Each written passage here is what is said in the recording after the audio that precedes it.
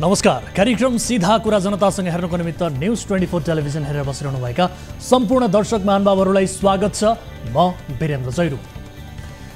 महिला विक अर्थात् प्रेम विश्वकर्मा शनिबार दिनभर त्रिशुली 3A को प्रसारण लाइनमा रहँदा विद्युत प्राधिकरणलाई 1 करोड रुपैयाँ घाटा लाग्यो। मानसिक समस्याले ग्रस्त महिलाले सुरुमै उपचार पाएको भए उनी 4-5 हजारको औषधिले निको हुन्थे।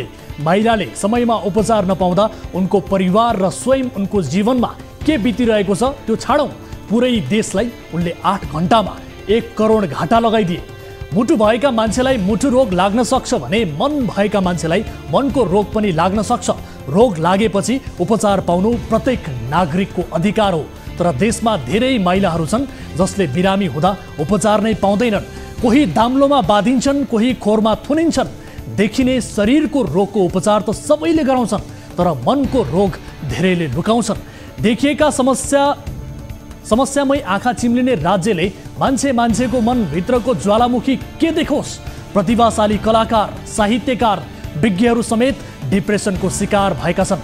आफ्नो ज्यान आफैले लिएका छन्। समाजमा अलिकति जाने सुनेका हौ भन्नेहरूले समेत ती ज्यान गुमाउनेहरूप्रति उल्टो दोष थोपर्दै भन्ने गर्छन्, बाँच्नका लागि मान्छेले कति सङ्घर्ष गर्छ, कस्तो हुत्तिहारा रहेछ, आफै मर्यो।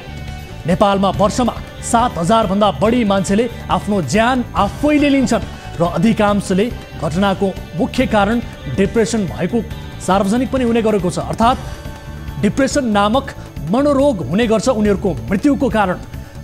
समयमा उपचार, परिवार र समाजको सहयोग हुने हो भने धेरैको ज्यान जोगिन्छ। दुर्भाग्य यो भयो कि यो दर घटाउने ठोस कार्यक्रम सरकारसँग छैन। मानसिक समस्या जसले बुझेका छन् तिनीहरू अनवरत कराएकै छन्, चिच्चाएकै छन्, अरूलाई जागरुक गरेकै छन्। जीवनमा सबैले सबै कुरा थाहा पाउनुपर्छ भन्ने पनि छैन, यो सम्भव पनि छैन। तर स्वास्थ्यका सामान्य विषयहरू जानकारीमा राख्दा दृष्टिकोण बदलिन्छ, सोच बदलिन्छ। महिला विश्वकर्माको समस्या समाजले बुझेको भए उनले पनि उपचार पाउँथे होलान्। एउटा मान्छेसँगै डराएर बिजुलीको लट्ठा समातेर 8-8 घण्टा बस्नु पर्थ्यो होला त। राज्यले महिलाका लागि 4-5 हजारको उपचार समयमै उपलब्ध गराइदिएको भए आज उनले 1 करोडको नोक्सानी गराउँदैन थिए। यस्ता महिला साइला कान्छाहरू समाजमा धेरै छन् जो उपचार पर्खेर बसेका छन्। कोही कडा खालका मानसिक समस्या बाहेक अधिकांश मनोरोग निको हुन्छन्, धेरै जसो नियन्त्रणमा आउँछन्। तर राज्य प्रत्येक वर्ष डिप्रेसनका कारण ज्यान गुमाउनेहरूको अङ्क जोडेर बस्छ। डाक्टर अस्पताल भने थप्दैन। राज्य के ठान्छ भने डाक्टर थप्नुभन्दा सांसद थप्नु राम्रो कुरा हो। यही भएर देशमा सयौंको संख्यामा सांसद छन्, दर्जनौं मन्त्री पनि छन्। फाल्नुपर्ने कुराहरू धेरै छन्, तिनलाई पालिएको छ, पाल्नुपर्नेलाई फालिएको छ। देशको आवश्यकता एकातिर छ, खर्च अर्कोतिर हुने गर्छ। राज्य वा सरकारको कुरै छोडौं, कतिपय स्वास्थ्यका मामिलामा हाम्रो समाजमा अनेक खालका भ्रम र अन्धविश्वास छन्। कोही व्यक्ति काम्न थाल्यो भने देवी वा देवता चढेको भनेर झारफुक सुरु भइहाल्छ। धूप अगरबत्ती फुलको जोहो तुरुन्तै गरिन्छ। अन्धविश्वासका काम सबै भ्याएर ठिक नभएपछि अन्तिममा डाक्टर कहाँ पुग्दा कतिपय अवस्थामा ढिलो भइसकेको हुन्छ। डाक्टर छाडेर माताको भर पर्दा धेरैले ज्यान गुमाएका छन्। झाडा पखाला लागेको बेला पानी पिउनु हुँदैन भन्ने भ्रम अब हराउँदै गएको छ। तर अहिले पनि कतिपय भ्रम यति जबरजस्त छन् कि तिनलाई चिर्न विद्यालयदेखि उचित शिक्षा र जनजागरण आवश्यक छ। छाला पहिलो हुने रोग अर्थात् भनौँ जन्डिस लागेका बेला पहेँलो मसला बेसार खान हुँदैन भन्ने, चिनी खाँदा चिनी रोग लाग्छ भन्ने, ज्वरो आउँदा चिसो पानी पिउनु हुँदैन भन्ने जस्ता भ्रम कति छन्। कति हुँदा क्रिस्चियन धर्म प्रचारकहरूले त आफ्ना अनुयायी बढाउन दृष्टिबिनले पनि आँखा देख्न सक्ने भ्रम यति बेला फैलाउँदैछन्। नपत्याए यो भिडियो हेर्नुहोस्।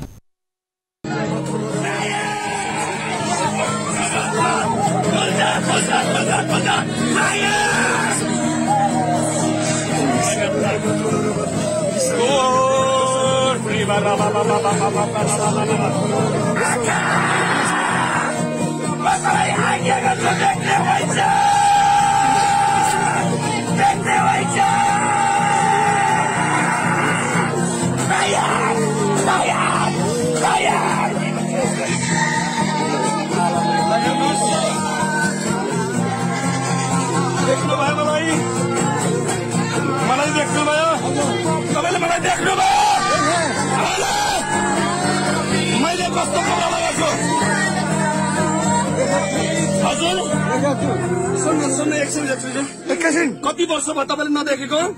75 वर्ष पुगिसक्यो। 75 वर्ष पुग्नुभयो। कहिलेदेखि तपाईँको आँखा बन्द थियो? पहिले त राम्रै थिएँ। राम्रै हुनु त कति वर्ष भयो अहिले आँखा बन्द भएको? यो आँखा बन्द भएको 75-76 वर्ष भयो। अहिले हेर्नु यहाँ के छ तपाईँको अगाडि?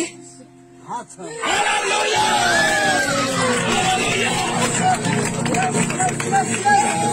को छ? तपाईँको अगाडि को छ? पास्टर हुनुहुन्छ। पास्टर हुनुहुन्छ। कस्तो कपडा लगाएको छु मैले?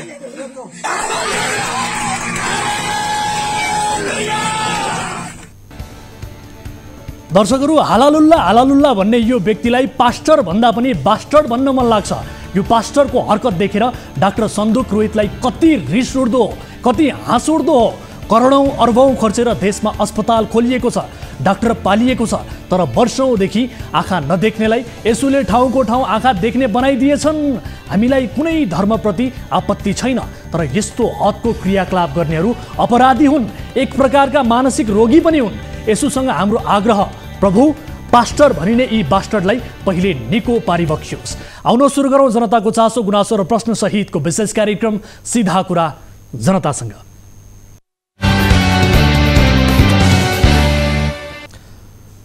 स्वागत छ दर्शक महानुभावहरू, कार्यक्रम सीधा कुरा जनतासँगको नयाँ श्रृङ्खलामा आज पनि उपस्थित भइसकेका छौँ। न्युज 24 टेलिभिजनबाट प्रत्यक्ष रूपमा प्रसारित भइरहेका छौँ र आजको कार्यक्रममा धेरै अघि कार्यक्रम सीधा कुरा जनतासँगले उठान गरेको कुमारी आमा निहारिका राजपूतको विषयलाई फलोअप गर्दैछौँ। न्यायका लागि सङ्घर्षरत निहारिका कोखमा 21 महिने बच्चा च्यापेर 3 दिनदेखि आमरण अनसनमा छिन्।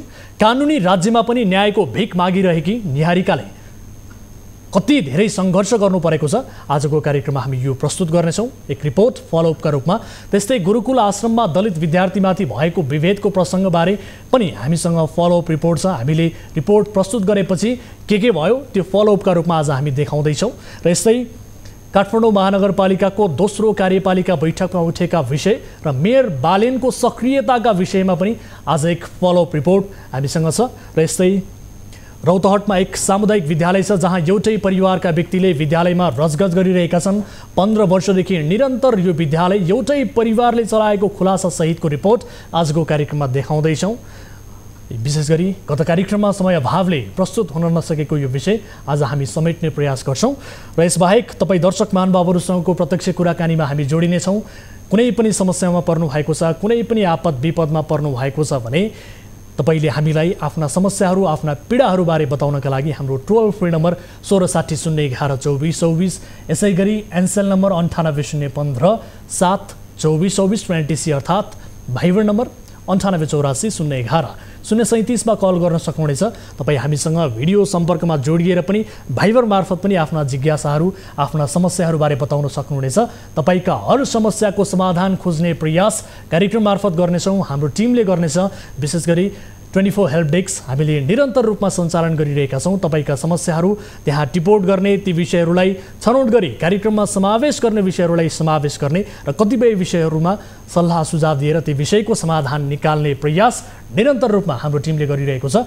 अब कार्यक्रमको सुरुवात गरौँ ताली र गालीबाट। यसअघि हामीले सोधेको प्रश्न थियो, सरकार राख्ने निकायहरूबीच सहमति भएर पनि काठमाडौँको फोहोर विसर्जन हुन नसक्नु राजनीतिक वा भूमाफियाको कारणले हो भन्नेले तालीमा र होइन भन्नेले गालीमा भोट गर्नुपर्ने थियो। जसअनुसार 86.8% ले तालीमा र 13.2% ले गालीमा मत जाहेर गर्नुभएको छ। यो मत परिणाम अनुसार सहमति भएर पनि काठमाडौँको फोहोर विसर्जन हुन नसक्नु राजनीतिक वा भूमाफियाकै कारण हो भन्नेमा बढी मत परेको छ, अर्थात् तालीमा दर्शकहरूले बढी मत जाहेर गर्नुभएको छ। यद्यपि अहिले भने दोस्रो पटक मध्यरातमा भएको सहमतिपछि काठमाडौँको फोहोर व्यवस्थापनमा केही सहजता आएको छ र यो विषयलाई हामी फलोअप पनि गरिरहेका छौँ। अब ताली र गालीका लागि आजको प्रश्न, 6 प्रदेशले आफ्नो नाम राखिसक्दा पनि प्रदेश 1ले अझै आफ्नो नाम राख्न सकेको छैन। 5 वर्षे कार्यकालको अन्तिम अधिवेशनमा प्रदेश 1ले नाम सम्बन्धी प्रस्ताव पारित गर्छ भन्नेले तालीमा र गर्दैन भन्नेले गालीमा भोट गर्नुपर्ने थियो, गर्नुहोला। दर्शक महानुभावहरू, ताली र गाली हाम्रो नियमित स्तम्भ हो र तपाईँले मोबाइल एप्लिकेसनमा गएर ताली र गाली डाउनलोड गरेर त्यसमार्फत तपाईँले आफ्नो मत जाहेर गर्न सक्नुहुनेछ। अब आजको पहिलो विषयतर्फ यहाँहरूको ध्यान आकर्षण गराउन चाहन्छु। रौतहटमा एउटा झोले स्कुल फेला परेको छ। खासमा यो स्कुल पूर्णतया झोले होइन, तर राज्यको स्रोत लुट्न खोलिएको यो स्कुलको कहानीले भन्छ यस्तो धन्दा गर्नेहरू सबैलाई जेल हालिदिए पनि फरक पर्दैन। राजनैतिक पहुँच प्रयोग गरेर स्कुल दर्ता गरियो, दरबन्दी सृजना गरियो। ती दरबन्दीमा एकै परिवारका मानिसहरूलाई जागिर दिलाइयो पनि। हुँदै नभएका विद्यार्थी पनि छन् भन्ने देखाएर सरकारी बजेट गोजीमा हालियो। चुनाव जितेका नयाँ मेयर जब स्कुलको अनुगमनमा गए त्यसपछि यो धन्दा उजागर भयो। विद्यालय व्यवस्थापन समितिको अध्यक्ष जो बने उनले आफ्नै बुहारीलाई प्रधानाध्यापक बनाए, छोरालाई कार्यालय सहयोगी र नातिनीलाई राहत शिक्षिका, अर्की बुहारीलाई बाल विकास शिक्षिका बनाए। टिभी जर्नलिस्ट बाल विक्रम कार्कीले रौतहटबाट पठाएको यो विशेष रिपोर्ट हेर्नुहोस्। रौतहटको गौर नगरपालिकाको एक झोले विद्यालय विगत 15 वर्षदेखि सञ्चालन भइरहेको रहस्य खुलेको छ। गौर नगरपालिकाको वडा नम्बर 6 टिकुरियामा रहेको श्री प्राथमिक विद्यालय टिकुरिया एउटै परिवारले चलाइरहेको पाइएको छ। वर्षसम्म 2063 सालमा स्थापना भई 2074 वैशाख 7 गते कक्षा 6 सम्मको अनुमति लिएको विद्यालयको व्यवस्थापन समितिको अध्यक्षमा रामेश्वर यादव, प्रधानाध्यापकमा नेस्के बुहारी, सावित्री यादव, बाल विकास शिक्षिकामा अर्की बुहारी, जयमाला यादव, राहत शिक्षिकामा नातिनी निक्की यादव र कार्यालय सहयोगीमा छोरा अशोक यादव रहेका छन्। 15 वर्षदेखि चलिरहेको थियो झोले विद्यालय। सम्बन्धित निकाय किन मौन? यसरी एउटै परिवारका सदस्यहरू अध्यक्षदेखि लिएर कार्यालय सहयोगीसम्म रहेर 15 वर्षदेखि निर्धक्कसँग झोले विद्यालय सञ्चालनमा आए पनि सम्बन्धित निकायले थाहा पत्तो नहुनु रहस्यमय रहेको स्थानीयहरू बताउँछन्। आफ्नो नगरपालिकामा भएका जति शाखा प्रमुखहरू छन् त्यसमा शिक्षा शाखा प्रमुख पनि थियो होला र अहिले पनि होला। त्यो चाहिँ को उहाँसँग बोलाएर यो झोले विद्यालय कति वर्षदेखि सञ्चालनमा थियो वा थिएन, जुन आज कुरा बाहिर आयो त्यो त शिक्षा प्रमुखलाई पनि थाहा भएकै कुरा हो। उनले ब्रिफिङ गराएको छ कि छैन अहिलेको हालको निर्वाचित मेयर साहबलाई? यहाँ सिस्टम हेर्नु, सिस्टम जरैदेखि खराब हो पहिलादेखि। त्यसको पुरा सोधपुछ वा जे पनि कारबाही त्यो शिक्षा प्रमुखले खानुपर्छ। सामुदायिक विद्यालयले सरकारवालालाई प्रभावित पारेर 15 वर्षदेखि झोले पारिवारिक विद्यालय बनाउन सफल यादव परिवारको रहस्यको पर्दाफास भने गौर नगरपालिकाका नवनिर्वाचित नगर प्रमुख शम्भु शाहले गरेका थिए। नगर प्रमुख निर्वाचित भए लगत्तै नगरमा रहेका सामुदायिक विद्यालयको अनुगमनमा निस्किएका शाहले अनुगमनकै क्रममा सो पारिवारिक विद्यालय पत्ता लगाएका थिए। नभएका विद्यार्थी संख्या देखाएर राज्यको ढुकुटीमा बर्मलुट। विद्यालयले नगरपालिकालाई बुझाएको तथ्याङ्क अनुसार यो विद्यालयमा बाल कक्षादेखि 6 सम्म 101 जना विद्यार्थी अध्ययनरत छन्। तर नगर प्रमुख शाहले अनुगमन गर्दा विद्यालयमा सबै कक्षाका गरेर 24 जना विद्यार्थी एउटै कक्षामा राखेर पठन पाठन गरिएको पाइएको थियो। टोटली विद्यार्थीको संख्या चाहिँ 24 जना थियो। ड्रेसमा कोही पनि थिएन र पहिला नै त्यहाँबाट निस्किने क्रममा चाहिँ थाहा भयो बगैँचाबाट 6 वटा बालबालिकाहरूलाई लगेर स्कुलमा बसाएछ भनेर चाहिँ थाहा पाएपछि अब त्यहाँ चाहिँ उसको रजिस्टर, हाजिरी रजिस्टर, विद्यार्थीहरूको हाजिरी रजिस्टर, त्यसपछि शिक्षकहरूको हाजिरी रजिस्टर एउटा चिठी दिएर यो कागजातहरू म लिएर गएको छु, रजिस्टर लिएर गइरहेको छु भनेर चिठी दिन लगाएर अनि रजिस्टर लिएर आएको हुँ। विद्यालय एकै घरका परिवारले सञ्चालन गरेर राज्यको ढुकुटी दोहन गरिरहेकाले दोषी सबै निकायलाई कारबाहीको दायरामा ल्याउनु पर्ने स्थानीयको माग छ। अहिले नगरपालिकाले यो विद्यालय विरुद्ध कारबाही प्रक्रिया अगाडि बढाएको जनाएको छ। नगरपालिकाले विद्यालयका प्रधानाध्यापक सावित्री यादवसँग विद्यालयमा कतिजना विद्यार्थीहरू अध्ययनरत छन्, एकै परिवारका सबै व्यक्तिहरू शिक्षकदेखि कार्यालय सहयोगीसम्म किन राखेको, विद्यालयको अवस्थामा किन सुधार नआएको लगायतका स्पष्टीकरण सोधे पनि हालसम्म कुनै जवाफ नआएको नगरपालिकाले जनाएको छ। विद्यार्थी संख्या अति न्यून छ, भौतिक संरचना पनि पठन पाठन गर्ने लायक छैन र यसमा प्रक्रिया पनि मेयर साहबले सुरु गरिसक्नु भएछ। प्रतिवेदन असलगत निरीक्षण गरेर प्रतिवेदन पेश गर्न उहाँले सिफारिस गरिसक्नु भएछ। नगरपालिका स्रोत अनुसार राजनैतिक पहुँचको आधारमा व्यवस्थापन समितिका अध्यक्ष रामेश्वर यादवले व्यक्तिगत रूपमा 2 कट्ठा जग्गा दिएर विद्यालय स्थापना गराउन सफल भएका थिए। गौर नगरपालिका मात्र नभएर जिल्लाभर यस्ता धेरै झोले विद्यालय भएकाले त्यसको छानबिन गर्न स्थानीय तह आफै सक्रिय हुनुपर्ने स्थानीयको भनाइ छ। गौर मात्रै होइन, जिल्लाको सबै 18 वटा स्थानीय तहमा यस्ता विद्यालयहरू धेरै छन्। ती विद्यालयहरूलाई स्थानीय पालिकाहरूले अरू विद्यालयसँग मर्ज गर्नु पर्यो। ती झोले विद्यालयहरू चाहिँ यो जिल्लामा केही शिक्षक कर्मचारीको कमाइ खाने भाँडो भएको छ। 10 जना 15 जना विद्यार्थी जम्मा गर्ने 5-7 जना गएर तलब मात्रै खाने काम भएको छ। यो चाहिँ बन्द हुनु पर्यो। यसको लागि सम्बन्धित पालिकाहरूले चाँडोभन्दा चाँडो चासो दिएर यिनीहरूको खोजी गरेर बन्द गर्नुपर्ने मलाई लाग्छ। राज्यले शिक्षाको नाममा वर्षेनी अर्बौं बजेट खर्च गर्छ तर पनि सोचे जति उपलब्धि हासिल गर्न सकिरहेको छैन। यस्ता झोले विद्यालयले गर्दा शिक्षाको लगानी बालुवामा पानी हाले सरह भइरहेको छ। झोले विद्यालय खोलेर आफ्नालाई रोजगारी दिने र नभएका विद्यार्थी संख्या देखाएर उनीहरूको नाममा आउने छात्रवृत्ति, पाठ्य पुस्तक, पोशाक लगायतका सुविधा दुरुपयोग गर्ने प्रवृत्ति विरुद्ध राज्य कडा रूपमा लाग्नुपर्ने देखिएको छ। दर्शकहरू, यो सामान्य विषय होइन। यस विषयमा थप कुराकानी गर्नका लागि यति बेला जोडिनु भएको छ गौर नगरपालिकाका मेयर शम्भु यादव हाम्रो सम्पर्कमा हुनुहुन्छ। उहाँसँग हामी कुराकानी गर्छौँ। शम्भु शाह, माफ गर्नुहोला। मेयर साहब, यहाँलाई स्वागत छ कार्यक्रम सीधा कुरा जनतासँगमा। ल, धन्यवाद। हजुर, अब यो श्री प्राथमिक विद्यालयका बारेमा हामीले रिपोर्ट प्रसारण गऱ्यौँ। तपाईँले गर्नुभएको अनुगमनमा यो कुराहरू सार्वजनिक भएका थिए होइन। एउटा परिवारको कल्याणका लागि राज्य कोषमा वर्षौँदेखि यो लुट मचाइएको पाइयो। अब तपाईँको एक्सन चाहिँ के हुन्छ भन्नुहोस् त? अब यसमा के पाइयो भने अब यो चाहिँ आधारभूत विद्यालय हो। शिशु कक्षादेखि 6 कक्षासम्म चाहिँ त्यसमा पढाइ हुन्छ। हजुर। अब यसको चाहिँ अध्यक्ष, यो चाहिँ विद्यालय व्यवस्थापन समितिको अध्यक्ष चाहिँ रामेश्वर यादव हो। अनि रामेश्वर यादवको छोरो चाहिँ अब सदस्य हो है, सदस्य हो र सदस्य हो र यो सहयोगी पनि हो अशोक यादव भन्ने। हजुर। अनि अशोक यादवको श्रीमती चाहिँ प्र हो, प्रधानाध्यापक है। हजुर। फेरि अशोक यादवको चाहिँ तपाईँको भाउजू चाहिँ एकजना शिक्षिका।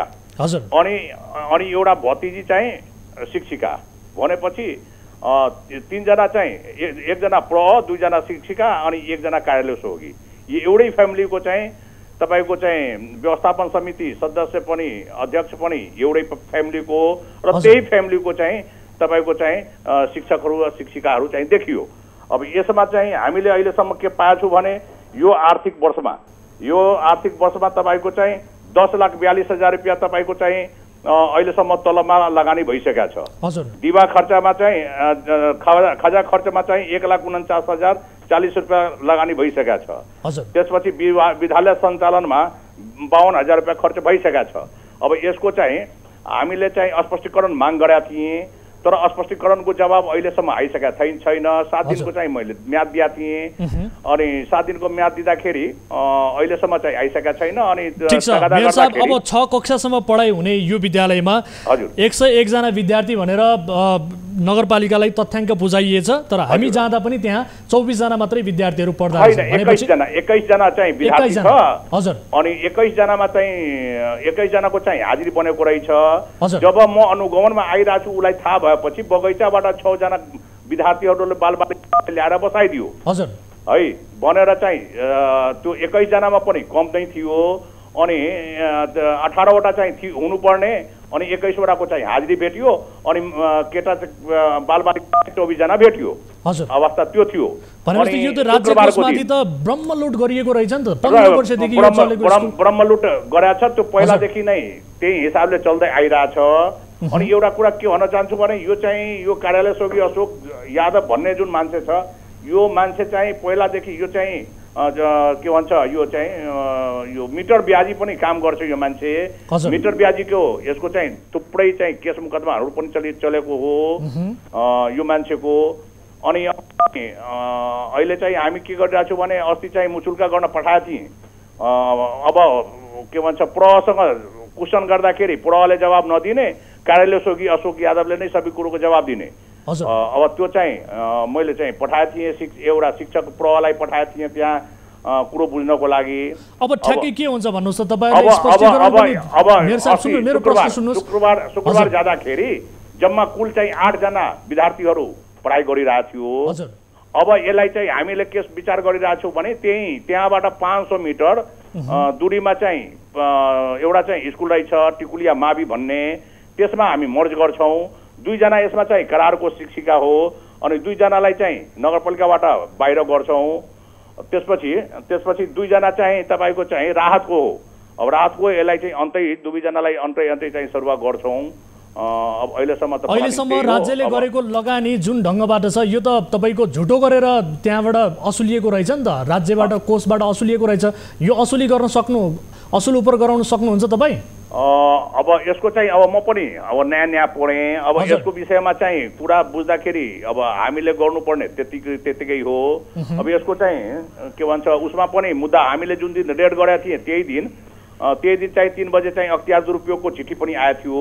त्यसमा पनि त्यही कुरा उल्लेख थियो। अब अख्तियारले पनि त्यो कुरा हेर्छ होला। अब अख्तियारले गर्नुपर्ने काम अख्तियारले गर्छ, हामीले गर्नुपर्ने काम हामीले गर्छौँ। आखिर हाम्रो जुन जतिसम्म हामीसँग पावर छ, जतिले हामी पावर युटिलाइज गर्नुपर्ने त्यो त हामी गरि नै हाल्छौँ।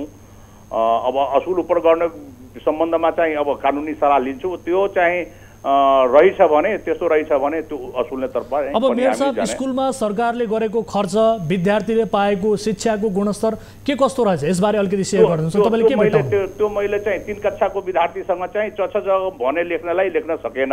6 कक्षाको विद्यार्थीसँग चाहिँ एबीसीडी भन्दाखेरि एबीसीडी लेख्न सकेन।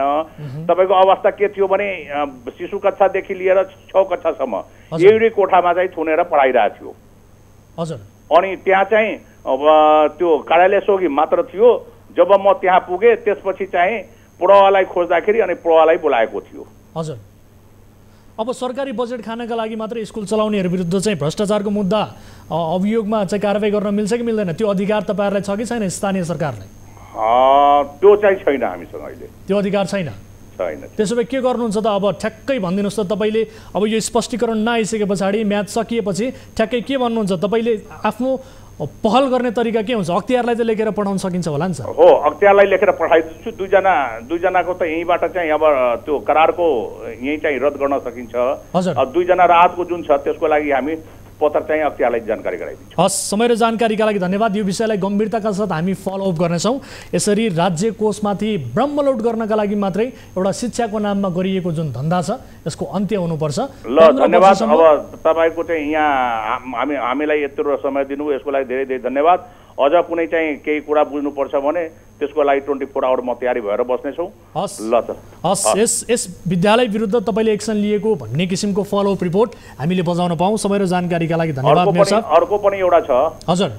अर्को हाम्रो चाहिँ जुमावि अहिले चाहिँ जु नमुना माध्यमिक विद्यालय भइसकेको छ। यो चाहिँ हाम्रो नेपालकै चौथो ऐतिहासिक स्कुल हो। हजुर। यसमा चाहिँ गैर कानुनी तरिकाबाट चाहिँ पैसा असुल भइरहेछ भनेर थाहा भएपछि त्यहाँ गएर हामीले चाहिँ रङ्गे हात चाहिँ पक्राउ गरेका छौँ। हजुर। अनि अब बिल ठेलीहरू सबै उठाएर ल्याएको छु। त्यसको चाहिँ चेक जाँच भइरहेछ।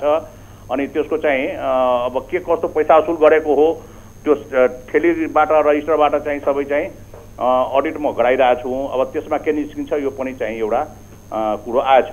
विद्यार्थीहरूको चाहिँ धेरै चाहिँ कम्प्लेन आएपछि त्यो ठाउँमा पैसा लिइरहेको अवस्थामा गएर मैले त्यहाँ जुमाविमा गएको थिएँ, जु नमुना माध्यमिक विद्यालयमा गएको थिएँ। अनि उसको चाहिँ त्यो क्यास रसिद अनि क्यास रजिस्टर हामी ल्याएर त्यसलाई चाहिँ चेक जाँच गराइरहेको छु। एउटै नम्बरको चाहिँ ठेली दुईटा भेटा छ। एउटै नम्बरको ठेली 3वटा पनि समेत चाहिँ भेटा छ।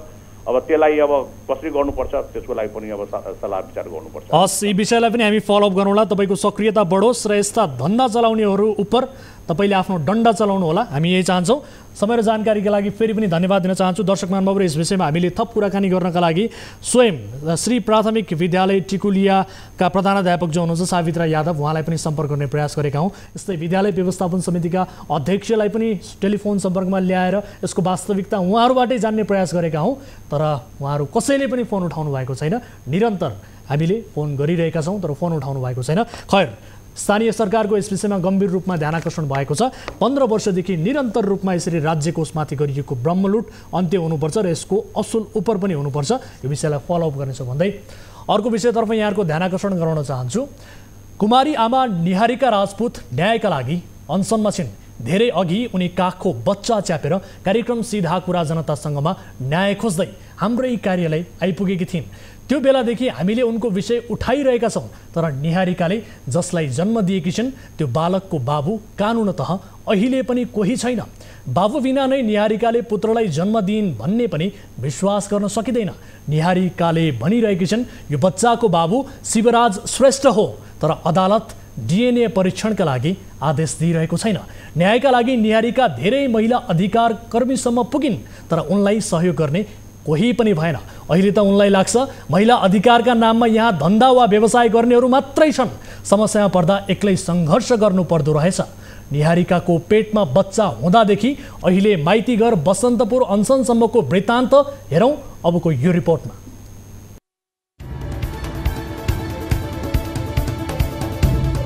निहारिका राजपूत अर्थात् कुमारी आमा जो न्याय माग्दै 18 महिनाको बच्चा सहित 3 दिनदेखि आमरण अनसनमा छिन्। धनुषाकी निहारिकाले आफूलाई 3 वर्ष अघि धनुषाकी शिवराज श्रेष्ठले बलात्कार गरेर बच्चा जन्मिएको भन्दै कानुनी लडाईँ लडिरहेकी थिइन्। तर जिल्ला अदालत धनुषाले आरोपीलाई सफाई दिएपछि उनले उच्च अदालत धनुषामा पुनरावेदन गरेकी थिइन्। 4 महिना बितिसक्दा पनि अदालतले पेशी नतोकेपछि उनले आमरण अनसन सुरु गरेको बताएकी छिन्। यो अनसनको बाटो चाहिँ किन रोज्नुभयो तपाईँले? यस्तो पहिले पनि तपाईँ काठमाडौँमा आएर न्यायको लागि आवाज उठाउनु भएको थियो होइन? अहिले चाहिँ तपाईँ अनसनसम्मकै स्थितिमा पुग्नु भएको छ। यो अनसनकै स्थितिमा पुग्नुपर्ने अवस्था चाहिँ कसरी आयो? एउटा कानुनसँग मलाई एउटा अपेक्षा थियो, विश्वास थियो कि न्याय दिनुहुन्छ। मसँग यत्रो ठुलो सबुत, मेरो सन्तान हो, मेरो बच्चा हो, डिएनए टेस्ट हुन्छ, सबै कुरा क्लियर हुन्छ होइन। तर त्यस्तो भएन। अब मलाई कानुनमाथि विश्वास छैन। अब यो देशको सरकारले पनि मलाई न्याय दिन सकेन भनेपछि यही हामी अनसन गर्दै मर्ने। बच्चा सहित माइती घरमा अनसन बसेकी निहारिकालाई प्रहरीको धरपकड। निहारिकाकै न्यायका लागि अभियन्ता जस्मिन ओझा पनि अनसनमा बसेकी छन्। तर शान्तिपूर्ण रूपमा अनसन बसिरहँदा शुक्रबार प्रहरीले लचार पसार गरेर आफूहरूमाथि धरपकड गरेको उनीहरूले बताएका छन्। यतिसम्म कि प्रहरीले निहारिकाको हातमा हतकडी समेत लगायो। प्रहरीले जवाबमा के भनेको छ भने हामीले चाहिँ धरपकड गरेका छैनौँ। उहाँ चाहिँ अनसन बस्नु नहुने ठाउँमा अनसन बस्नु भएको थियो, त्यही भएर चाहिँ हामीले चाहिँ उहाँलाई त्यहाँ नबस्न अनुरोध गरेका हौँ मात्रै भनेको छ प्रहरीले। तपाईँले चाहिँ प्रहरीले धरपकड गर्यो भनेर भन्नुभएको छ, के हो खासमा यो? अनुरोध गर्नमा हतकडी लगाएर, बच्चा छिनेर, गाडीमा भित्र लगेर कुटेर, कुटाइ हेर्न सक्नुहुन्छ। मलाई यो सबै कुटेर हेर्नु, जिउभरि कुट्नु भएको छ, हतकडी लगाएर मेरो यो हात पुरै शून्य छ। के म क्रिमिनल थिएँ भन्नु? यद्यपि निषेधित क्षेत्रमा अनसन बसेकाले त्यहाँबाट हटाइएको प्रहरीले बताएको छ। उनलाई हतकडी र कुटपिट पनि नगरेको प्रहरीको भनाइ छ। निहारिका न्यायका लागि प्रहरी प्रशासनदेखि अधिकारकर्मी र मुख्यमन्त्रीको कार्यालयसम्म पुगिन्, तर उनले न्याय पाउन सकेनन्। अनेकन दबाब थिए, सामाजिक तिरस्कार पनि उत्तिकै थियो, तर पनि उनले गर्भपतन गराउने दबाब दिए पनि गराइनन्। आफ्नो गर्भमा बसिसकेको एक जीवनलाई उनले जन्म दिने निर्णय गरिन्। कुमारी आमाबाट जन्मेको शिशु काखमा राखेर न्यायका लागि सङ्घर्ष सुरु भयो। अहिले उनी भनिरहेकी छिन्, मेरो छोराले मेरै नामबाट बाँच्न पाउनुपर्छ। उनले आफ्नो बच्चाको डिएनए परीक्षण गर्न पाउनुपर्ने माग गर्दै आएकी छिन्। यसअघि आरोपित शिवराज श्रेष्ठ र उनकी आमाले पनि निहारिकालाई गर्भपतन गराउन दबाब दिएको अडियो रेकर्ड सीधा कुरा जनतासँगले हात पारेको थियो। यो अडियो रेकर्ड सुन्नुहोस्।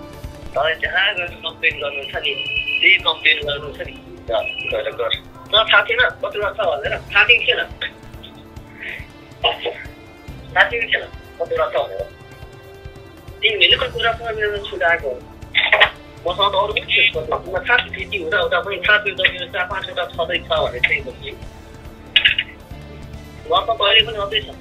गाउँमा त भोलि बोकेर म कसैले मसु भनेर गएको छ यहाँ त म त गर्दिनँ ल जे उखाड्नु छ उखाड म मऱ्यो पनि नि यादातामा साइन गरिदिउँ के पनि यादा म मरि पनि हाल्नु त अगाडि अहिले घुम्ने खाने हिँड्ने यस मज गरेर हिँड्ने बेलामा तिमी बच्चा कहाँ बनेर बस्छौ बच्चा कति गाह्रो हुन्छ हट गरेर बिरामी हुन्छ तिमी कमजोरी छ नगर त्यो बच्चा फाल नगर माया सो तिमीलाई आँखा देखेको छ र मेरो कुरा मान त्यो बच्चा फाल्देऊ नभन अहिले बच्चा कामा नबना नानी 17 वर्षमा बच्चा कामा बनेर म यति दुःख पाएको 2टा बच्चा मैले अपरेसन गर्न निकालेको म यति कमजोर छ नि तिमी पनि त्यस्तै कमजोर हुन्छ नगर यो बच्चाको लफामा नलागो पाल्देऊ यति टेन्सन नलेऊ कमजोरी हुन्छ।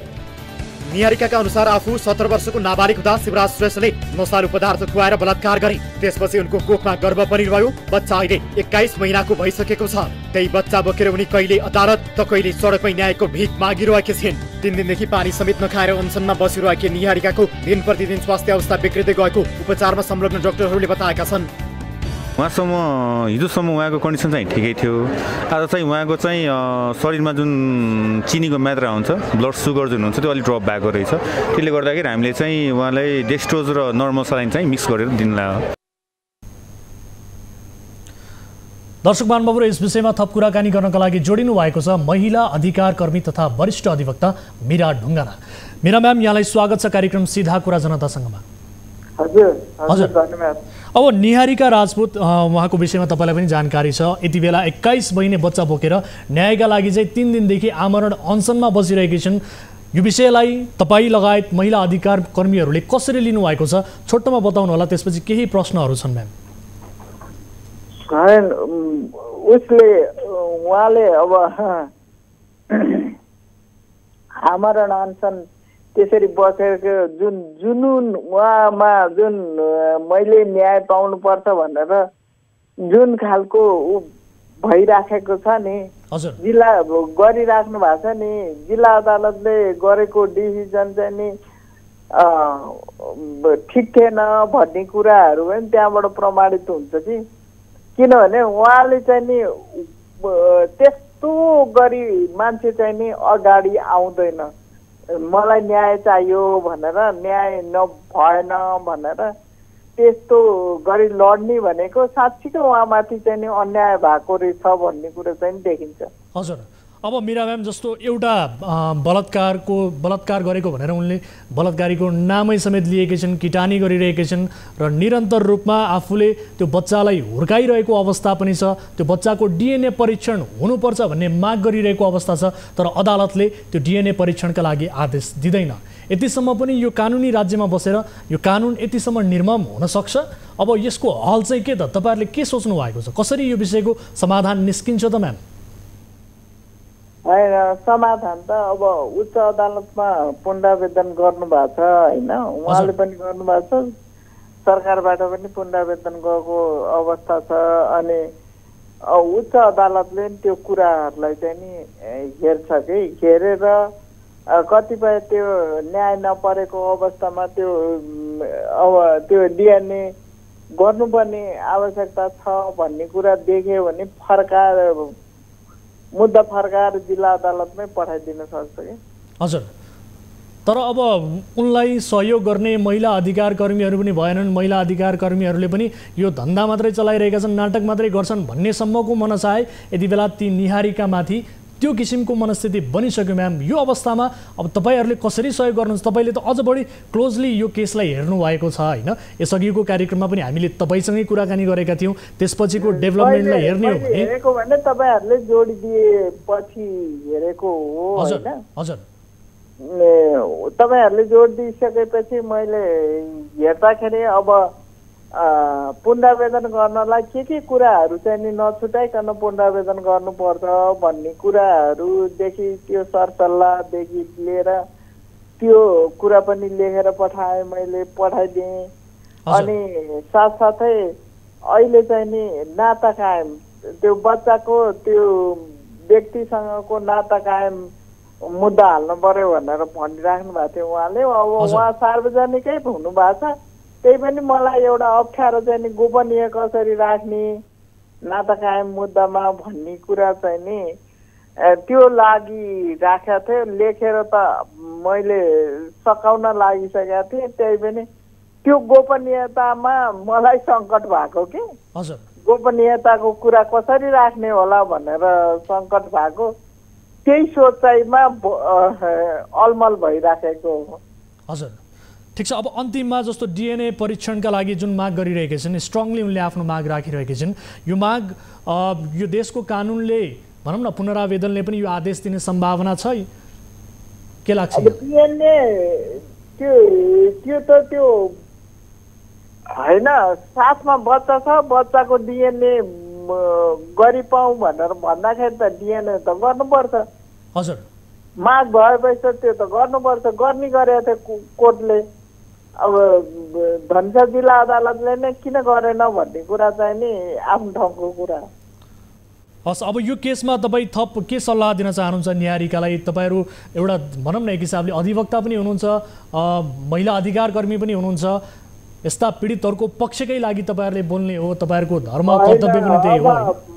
निहारिकासँग अब नाबालक पनि छ सँगै होइन, उसको पनि जिम्मेवारी लिएको छ भने आमरण अनसन चाहिँ नि त्यसरी बसेर चाहिँ नि हुँदैन। त्यो अब नाबालकको कसले जिम्मा कसले लिन्छ, त्यो सबै कुराहरू चाहिँ नि एकदमै गम्भीर कुराहरू छन्। त्यसैले उहाँले चाहिँ नि मेरो विचारमा चाहिँ नि अनसन तोडेर अनि त्यसपछि साथमा त हामी गरिराखेका छौँ त्यो कुराहरू।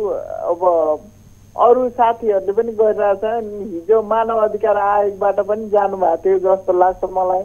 हस् म्याम, समय र जानकारीका लागि धन्यवाद दिन चाहन्छु। तपाईँहरूको साथ सहयोग हुँदै नभएको चाहिँ नि होइन, सँगसँगै त हिँडिरहन त सक्दैन, त्यो साथ दिन चाहिँ दिइराखेका छन्। हस्, समय र जानकारीका लागि धन्यवाद। दर्शक महानुभाव, यस विषयमा हामीले अन्य सरकारवाला निकायसँग पनि कुराकानी गर्ने प्रयास गरेका हौँ, तर उहाँहरू उपलब्ध हुनु भएन। काखमा दुधे बालक आँखै अगाडि आफ्नै बलात्कारी निर्धक्क हिँड्दाको छटपट्टि यति बेला निहारिकाको अनसनका रूपमा प्रकट भएको हो। यो कानुनी राज्य भएकाले उनीमा अझै पनि न्याय पाउँछु कि भन्ने झिनो आशा छ। न्यायका नाममा झन्नै धेरै अन्याय खेपेकी निहारिकाले न्याय पाउने आशा भने मारेकी छैनन्। दर्शकहरू, निहारिका राजपूतको सङ्घर्षको यो कथा हामीले केही समय अघिदेखि निरन्तर फलोअप गरिरहेका छौँ। अन्यायमा कोही पनि पर्नु हुँदैन, अझ राज्यको मूल प्रवाहमा पर्न नसकेका वर्गले त अझै अन्याय खेप्नु हुँदैन भन्ने हेतुका साथ हामी निहारिकाको पक्षमा निरन्तर रूपमा आफ्नो आवाजलाई बुलन्द बनाइरहेका छौँ। यो विषयको फलोअप गर्नेछौँ। यति बेला राज्यको गम्भीर रूपमा ध्यानाकर्षण होस् भन्दै यो विषयलाई यही थाती राख्छौँ र पालो भएको छ ब्रेकको। ब्रेक पछाडि फेरि उपस्थित हुनेछौँ। यहाँहरू हेरिरहनु भएको छ कार्यक्रम सीधा कुरा जनतासँग, मात्र न्युज 24 टेलिभिजनमा।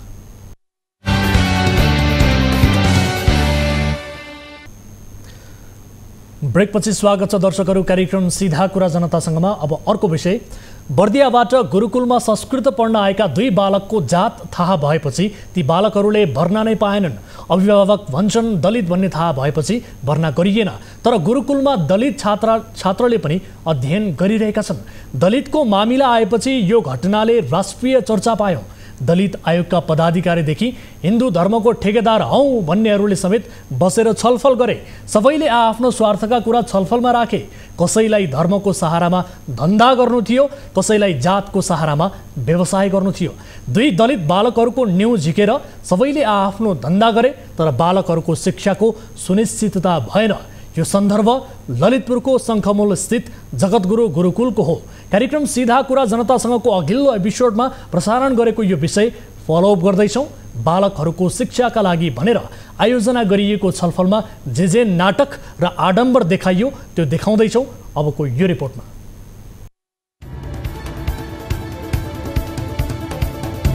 गुरुकुलमा पढ्न बर्दियाबाट काठमाडौँ आएका भूपेश्वर सुनार र भीम सुनारको सपना अधुरो भएको छ। ललितपुरको शङ्खमूल स्थित जगतगुरु आदर्श संस्कृत गुरुकुलले यी बालकहरूलाई दलित भएकै कारण भर्ना नलिएको आरोप थियो। कार्यक्रम सीधा कुरा जनतासँगमा बालकहरू र उनीहरूका अभिभावकले दलित भएका कारण गुरुकुलले भर्ना नलिएको गुनासो गरेका थिए। दलित भएका कारण गुरुकुलमा पढ्न नपाएको यो घटनाबारे राष्ट्रिय चर्चा सुरु भएपछि जगतगुरु आदर्श संस्कृत गुरुकुलमा बालकहरूलाई बाहिर राखेर सरोकार लहौँ भन्नेहरूबीच छलफल भयो। छलफलमा बालकहरूलाई पढाउने विषयमा कुनै निर्णय गरिएन। छलफल मूलतः केही पक्षको आपसी प्रतिष्ठा र कचिङ्गलमा केन्द्रित भयो। दलित भएकै कारण गुरुकुलमा पढ्न नपाएका बालकहरूको शिक्षाबारे निर्णय गर्नबाट सबै पन्छिए। बच्चाहरूको इस्यु हो नि त मेन, होइन? उहाँहरू पढ्न पाउने कि नपाउने ल भन्नुहोस्। पहिलेको बच्चाहरू अहिले एक आपसमा हामी छलफल गर्छौँ। छलफल गर्छौँ भने यो के हो त? छलफल त हो नि। आज पढ्न पाउनुपर्छ सर, होइन? हामी सहमत छौँ। पढ्न पाउनुपर्छ, पढ्दैन त्यो आफ्नो ठाउँमा होला, तर निर्णय गर्दाखेरि त्यो बच्चाहरूलाई केन्द्रमा राखेर गर्नुहोस् न। के गरे? हामीले केन्द्रमै के गर्नु भएको छ? जो बच्चाको इस्यु, जो अभिभावकको इस्यु उठिरहेको छ उसलाई चाहिँ साइडमा लाएर उसले तपाईँहरूको निर्णय सुनिरहेको छ। यहाँ दलित आयोगको अध्यक्षज्यू तपाईँ जवाब दिनुहोस् न, के गर्न खोज्नु भयो? मैले उठाएको कुरा के हो भने यो बच्चाको इस्यु जुन छ नि, योबाट इस्यु उठ्यो, होइन? यो बच्चाले पढ्न पाउने कि नपाउने भन्ने विषयमा तपाईँले छलफल गर्नुभयो। तपाईँहरूको कहीँ लेखियो? उसको अभिभावकको नाम उल्लेख छ, पीडित विद्यार्थीको नाम उल्लेख छ तपाईँहरूको प्रस्तावमा, तपाईँहरूको रजिस्टरमा? स्थानको अभावको कारणले भर्ना नगरिएको भनेर यसको सञ्चालक समितिका पदाधिकारीहरूले भन्नुभएको छ र हाम्रो चन्द्रकान्तजीको पहलमा देवघाट आश्रममा ती बच्चाहरू यहाँबाट फर्किएका बच्चाहरू, फर्काइएको होइन, फर्काइएको छ, सरी उहाँको पहलमा आफै क्लियर हुनुहुन्न। बालकहरूको पक्षमा आवाज उठाएको जस्तो गर्ने आफूलाई विश्व हिन्दू महासङ्घको दक्षिण एसिया समितिका प्रमुख बताउने चन्द्रकान्त पौडेलको शैली यस्तै देखियो। बर्दियाबाट मान्छेलाई किन बोलाउनु भयो? बर्दियाबाट मान्छेलाई किन बोलाउनु भयो? सचिव बन्न बोलाछ। अनि कहाँ राख्नुहुन्छ त उहाँलाई? कम्युनिकेसनमा कोसँग सहकार्य गरेर बोलाउनु? अभिभावकसँग कम्युनिकेसन गरेर उ स्वयं मसँग चाहिँ झुट बोलेको यहाँले पढाउनुहुन्छ सबैले भन्छ नि उहाँलाई एडमिट गराइदिनुहुन्छ अरूलाई नै पढाउँछु संस्कृत पढेको विद्वान हो यहाँ अर्को ठाउँको आश्रममा समन्वय गरेर भए पनि उहाँले घरमा राखेर भए पनि जहाँ भए पनि त्यो बच्चालाई पढाउनुहुन्छ। दलित विद्यार्थीलाई आगामी शैक्षिक सत्रदेखि मात्रै भर्ना लिने सहमति। करिब 3 घण्टा लामो छलफलपछि भएको सहमति सुनाउन थालियो। सहमतिमा उल्लेख थियो दलित विद्यार्थीलाई आगामी शैक्षिक सत्रदेखि मात्रै भर्ना लिने र गुरुकुललाई समावेशी बनाउने। त्यसपछि हामीले केवल भर्ना नपाएका भूपेश्वर सुनार र भीम सुनारलाई केन्द्रमा राखेर प्रश्न गर्यौं कि अब भूपेश्वर सुनार र भीम सुनारले भर्ना पाउँदैनन्? के यसअघि गुरुकुल समावेशी थिएन? पीडितका विषयमा कुनै निर्णय नहुने गरी यो कस्तो सहमति? यहाँले पहल गरेर देवघाटमा भर्ना गर्ने कुरा भइसकेपछि फेरि यो के अरे हाम्रो जगतगुरु आश्रममा के छ तपाईँहरूको रिसिपी? सुन्नुहोस् न, यो बच्चा भर्ना हुँदैछ देवघाटमा? मलाई यो बताउनुहोस् त। भर्ना हुँदैछ भन्नुभएको छ? यो बच्चा भर्ना हुँदैछ? यो बच्चा भर्ना हुँदैछ? यो बच्चाको कुरा गरिरहेको छौँ क्या। तपाईँ किन आफै कन्फ्युजनमा हुनुहुन्छ? तपाईँ कन्फ्युजनको कुरा होइन, यो बच्चा भर्ना हुँदैछ उपहासको विषय बनाउने होइन, बुझ्नुभयो? दलितलाई कसैले बार्गेनिङ गर्ने, कसैले राजनीति गर्ने विषय बनाउने होइन। छलफलमा के भइरहेको थियो? बच्चा बोकेर गुरुकुल पुगेका अभिभावक नरेन्द्रलाई पत्तो थिएन। एकातिर छलफल चलिरहेको थियो, अर्को छेउमा बच्चासँग बसेका नरेन्द्र चुलो हेरिरहेका थिए। यो दिन जगतगुरु आदर्श संस्कृत गुरुकुलमा छलफल भइरहेको बताइए पनि खासमा तमासा जस्तो देखिएको थियो। पढाउनुहुन्छ यहाँ, पढाउनु दियो भने कुरा यहाँ चाहिँ हाल्दैन, किनभने यहाँ यत्रो अब पात्र बनिसकेपछि भोलि बिहान बच्चालाई पनि केही दुर्व्यवहार होला, यहाँ चाहिँ नहाल्ने, तर हाल्न चाहिँ गुरुकुलमै हाल्ने। चन्द्रकान्तले दलितका नाममा राजनीति गरेको गुरुकुलको आरोप। यता चन्द्रकान्त पौडेलले गुरुकुललाई बदनाम गराउन भ्रम सिर्जना गरेको जगतगुरु आदर्श संस्कृत गुरुकुलको आरोप छ। बच्चा भर्ना गर्ने बारे कुनै समन्वय नै नभई जबरजस्ती भर्ना गर्नु पर्यो भन्दै विद्यार्थी ल्याएको उसको आरोप छ। तर यसअघि पनि गुरुकुलले 2 दलित विद्यार्थीलाई निकालेको आरोप लगाइएको छ। कक्षा पास गरेका 2टा विद्यार्थीलाई फिर्ता गराउने भाइ यही हो, र फिर्ता गराएका विद्यार्थीहरूलाई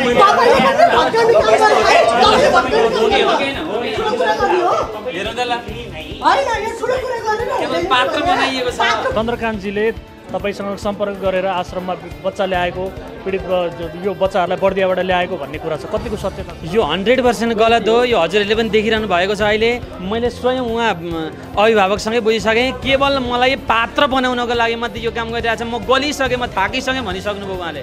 फेरि उहाँलाई यो कोहीसँग सम्पर्क गरेर आउनुभएको छैन, डाइरेक्ट थाकिसकेँ भन्दै हुनुहुन्छ बिचरा। यता भौतिक संरचना अभावको कारण देखाउँदै विद्यार्थी भर्ना नलिएको गुरुकुलको दाबी छ। दलित विद्यार्थी पनि गुरुकुलमा पढिरहेको दाबी छ। हामी पुग्दा आशिष रम्तेल कक्षा कोठामा पढिरहेका थिए। गुरुकुलको दाबी अनुसार आशिष गुरुकुलका आवासीय विद्यार्थी हुन्।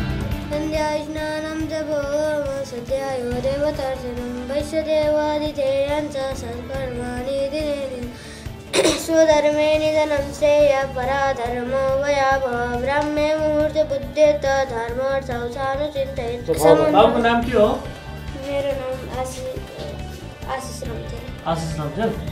तर नरेन्द्र सुनारका छोराहरू भने गुरुकुलमा पढ्नबाट वञ्चित भएका छन्। जेठ 18 गते आफ्ना छोरा बोकेर काठमाडौँ आएका नरेन्द्र अब घर फर्कन बाध्य भएका छन्। संघीय संसदमा समेत बहस। गुरुकुलले दलित भएकै कारण भर्ना नलिएको समाचार बाहिरिएपछि यो विषय संघीय संसदमा समेत प्रवेश गर्यो। संघीय सांसद मेन विश्वकर्माले दलित भएकै कारण भर्ना नलिएको भन्दै आपत्ति जनाए। उनले जगतगुरु आदर्श संस्कृत गुरुकुलका प्रधानाध्यापक तेज प्रसाद भट्टले शिक्षा र धर्म अवलम्बन गर्न पाउने अधिकारबाट वञ्चित गराएको भन्दै उनलाई तत्काल पक्राउ गर्न समेत माग गरे। राति त्यही बास बस्दा सोधी खोजी हुँदा भलाकुसारी हुँदा जात सुनार भएको थाहा पाएपछि अकस्मात सिट खाली नभएको भनी प्राचार्य तेज प्रसाद भट्टराईले भर्ना दिएनन्। सभामुख महोदय, एकातर्फ ती बालकको शिक्षाको हक, धर्म अवलम्बन गर्न पाउने हक हनन भएको छ भने अर्कातर्फ चरम जातीय विभेदको व्यवहार गरिएको छ। अत यस्ता सामाजिक तथा जातीय विद्वेष फैलाउने विभेदकारी गैर कानुनी गुरुकुलका प्राचार्य तेज प्रसाद भट्टराईलाई तत्काल पक्राउ गरी कानुनी कारबाही गर्न र ती अबोध बालकहरूको शिक्षा दीक्षाको सुनिश्चितता गर्न भनी सभामुख महोदय मार्फत नेपाल सरकारसँग जोरदार माग गर्दछु।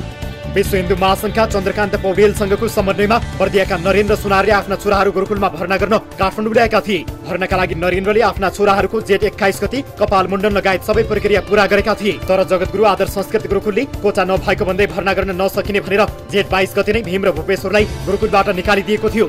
त्यसपछि नरेन्द्र पनि आफ्ना छोराहरूलाई घर फर्काउने सोचमा थिए। तर चन्द्रकान्तले नरेन्द्रका छोरालाई कानुनी लडाईँ लडेर पनि भर्ना गराइ छाड्ने आश्वासन दिए। यता भर्ना हुन्छ कि भन्ने आशमा नरेन्द्र पनि घर फर्किएनन्। जगतगुरु आदर्श संस्कृत गुरुकुलमा दलित बालकहरूका विषयमा छलफल गर्न राष्ट्रिय दलित आयोगका अध्यक्ष सहितको टोली तैनात थियो।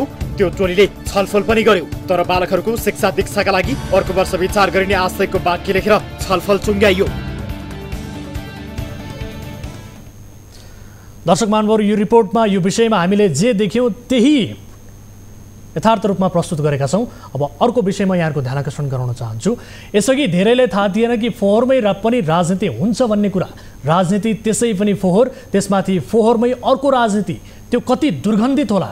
फोहोरमा जोडेर कसैको बादर लड्ने भिरको जमिन 10 लाख रुपैयाँ रोपनीमा बेच्ने दाउ रहेछ।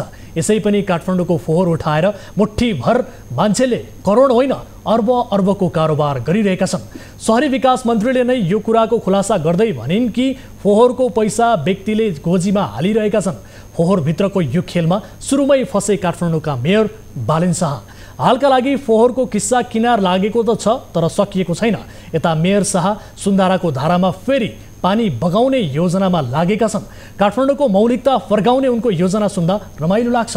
महानगरको पहिलो बैठकमा प्रक्रिया सिकेर आउनु भन्दै मेयरलाई थर्काउने एक वडा अध्यक्षले दोस्रो बैठकमा युटर्न लिएका छन्। समग्र विषय समेटेर तयार पारिएको यो रिपोर्ट हेर्नुहोस्।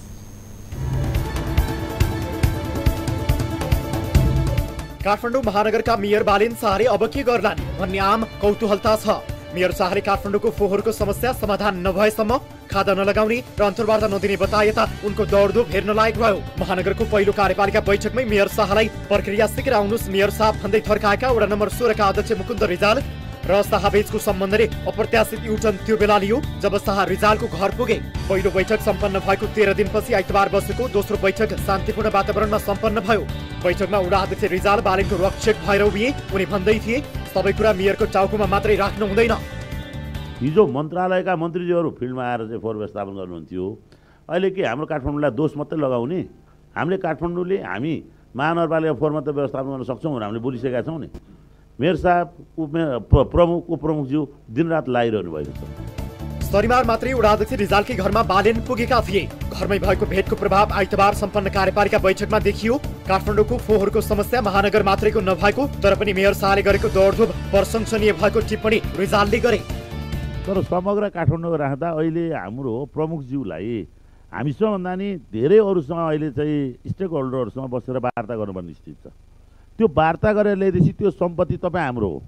त्यसो भएको हुनाले हामीले आजको यो समितिमा हामी कहाँ ल्याएका समिति बनाउनेदेखि सबै 3-4 वटा एजेन्डा हाम्रो पास भइसकेका छ र हामीले यी समस्याहरूलाई अब समाधान कसरी जाने भनेर समिति मार्फत पेश गरिदिएपछि प्रमुख उपप्रमुखज्यू प्रशासकीय प्रमुखज्यू र हाम्रो विभाग प्रमुखज्यूहरूले त्यो निराकरण गर्नुहुन्छ। फोहोर उठाउने विषयमा बालिनले यही बीच पनि मन्त्रीदेखि प्रधानमन्त्री शेरबहादुर देउवासम्मलाई भेटे। महानगरपालिकाले सिसडोल पहिलाको ल्यान्डफिल साइटमा चाहिँ व्यवस्थापन गर्दैछ। 1 महिनाभित्र त्यहाँको दुर्गन्ध रहित हुन्छ भनेर हामीले काम अगाडि बढाइरहेका छौँ। त्यहाँनिर केमिकल नभएर जैविक केमिकल भनौँ जैविक केमिकल प्रयोग गर्दैछौँ जसले चाहिँ वातावरणमा कुनै पनि असर पार्दैन। त्यहाँबाट बगेको लिचेटलाई ट्रिटमेन्ट गरेर मात्रै हामी त्यहाँ सफा पानी मात्रै खोलामा जाने गरी त्यसको बनाउँदैछौँ। दोस्रो कार्यपालिका बैठकमा के भयो? महानगरपालिकाको दोस्रो बैठक पनि फोहोर व्यवस्थापनमा केन्द्रित रह्यो। त्यस्तै खानेपानी फुटपाथ सम्बन्धी र ढल सम्बन्धी व्यवस्थापनका विषयमा कार्यपालिका सदस्यहरूले मेयरसँग प्रश्न सोधेका थिए। जवाफमा मेयर शाहले खानेपानी विद्युत प्राधिकरण र सम्बन्धित निकायका प्रमुखसँग छलफल भएको र छिट्टै समाधान हुने बताए। हिजो मात्रै पनि खानेपानीको प्रमुखसँग बसेका थियौँ हामी शनिबारको दिन र हाम्रो चाहिँ अब चाहिँ के छ भन्दाखेरि सडक विभाग छुट्टै, विद्युत प्राधिकरण छुट्टै, एनटिए छुट्टै, खानेपानी छुट्टै। अस्ति हामीले सबैका प्रमुखहरूलाई राखेर बैठक राखेका थियौँ। त्यो बैठकबाट के निर्णय भयो भन्दाखेरि पहिलो कुरा त काठमाडौँ महानगरपालिकामा हरेक महिनाको पहिलो सोमबार मिटिङ हुनेछ सबै सम्बन्धित निकायका प्रमुखहरूसँग। अर्को कुरा चाहिँ कुनै पनि कर्मचारी खानेपानीको छ भने यो काम चाहिँ सडकको हो भन्ने कुरा चाहिँ नभनिदिनु होला उहाँहरूलाई भनेको छु। यो काम चाहिँ विद्युतको हो, यो काम चाहिँ के हो भन्दाखेरि कुनै पनि सेवाग्राहीले उहाँहरूलाई प्रश्न सोद्धाखेरि हुन्छ हस् म सम्बन्धित निकायसँग बुझेर तपाईँहरूलाई सेवा सुविधा दिनलाई पहल गर्छु भन्ने कुरा एउटा भयो। अर्को कुरा सडकले बनाएको बाटो, विद्युतले राखेको पोल र ट्रान्सफर्मर, खानेपानीले बनाएको ढल अथवा खानेपानी यो सबै महानगरपालिकाले पनि मोनिटर गर्न पाउनुपर्छ भन्ने कुरा राखेको छु। त्यो मोनिटरिङ हाम्रो तर्फबाट पनि हुनेछ। सुन्दराबाट फेरि पानी खस्नेछ। विद्या सुन्दरले फर्काउन नसकेको मौलिकता बालिनले फर्काउनन्। मेयरमा निर्वाचित भए लगत्तै शाहले प्रधान सेनापति प्रभुराम शाहसँग जङ्गी अड्डा पुगेर भेट गरेका थिए। जेठ 28 उनी सुन्धारामा फेरि पानी खसाउने योजना अनुसार सो क्षेत्रमा पुगे। खासमा सुन्धारामा झर्ने पानीको भण्डारण टुडीखेल क्षेत्रलाई मान्ने गरिन्छ। टुडीखेल क्षेत्र नेपाली सेनाको रेखदेखमा छ। सुन्धाराको धाराबाट पानी झार्ने योजनाका लागि सेनाको सहयोग आवश्यक हुने ठानेर शाह प्रधान सेनापतिसँग भेट गर्न गएका हुन् कि भन्ने अनुमान पनि गरिएको छ। मेयर शाह शनिबार दिउँसो सुन्धारा स्थित धरहरा र लुटेहिटीको निरीक्षण गर्न पुगेका थिए। शौचालय सार्वजनिक प्रयोग गर्न दिनेलाई कर छुट र सरसफाई सामग्री दिइने। काठमाडौँमा स्थान अभावका कारण चाहेर पनि कतिपय क्षेत्रमा सार्वजनिक शौचालय निर्माण गर्न सकिने स्थिति छैन। तर निजी होटल, रेस्टुरेन्ट, संस्था, सरकारी कार्यालयका शौचालयहरूलाई सार्वजनिक प्रयोगका लागि खुला गर्न भने सकिने सम्भावना बढेको छ। खासमा यो अवधारणा चुनावका बेला मेयर शाह आफैले अघि सारेका थिए। उनी मेयरमा निर्वाचित भएपछि धेरै रेस्टुरेन्टहरूले आफ्नो शौचालय सार्वजनिक उपयोगका लागि खुला गर्ने घोषणा गरेका छन्। सार्वजनिक प्रयोगका लागि शौचालय प्रयोग गर्न दिने निजी संस्थाहरूलाई महानगरले करमा केही छुट दिने र सरसफाइका लागि सामग्री दिने योजना बनाएको छ। यद्यपि कर छुट कुन स्तरमा हुन्छ र कस्ता सामग्री दिने भन्ने विषय अहिले नै स्पष्ट भइसकेको छैन। दर्शक महानुभावहरु, यस विषयमा हामीले छोटो कुराकानी गर्ने प्रयास गरेका थियौँ। विशेष गरी वडा नम्बर 22 का वडा अध्यक्ष चिनकाजी महर्जनसँग, जहाँ सुन्धारा रहेको छ र त्यहाँ मौलिकता जोगाउने उद्देश्यसहित पानी ल्याउने जुन योजना मेयर बालेन शाहले अगाडि सारेका छन्। यद्यपि चिनकाजी महर्जनले उक्त वडामा मेयर बालेन शाह आएको समेत जानकारी नपाएको भन्ने किसिमका टिप्पणीहरू दिएको बारे खबर प्राप्त भएको छ। यसबारे कुराकानी गर्ने सोच थियो, तर आजलाई समय अभावका कारण उहाँसँग कुराकानी गर्न सकेनौँ। खैर, यिनै विषयहरू प्रस्तुत गर्दा गर्दै कार्यक्रमको निर्धारित समय सकिएको छ। यस्ता विषयहरूलाई निरन्तर रूपमा कार्यक्रममा फलोअप गर्दै जानेछौँ। स्थानीय सरकारका गतिविधिहरू हाम्रो प्राथमिकतामा पर्छन्। के कस्ता गतिविधिहरू स्थानीय सरकारले गरिरहेको छ, यसलाई फलोअप गरिरहनेछौँ भन्दै आजका लागि कार्यक्रम सिधा कुरा जनतासँगबाट म वीरेन्द्र जैरू बिदा हुन्छु। नमस्कार।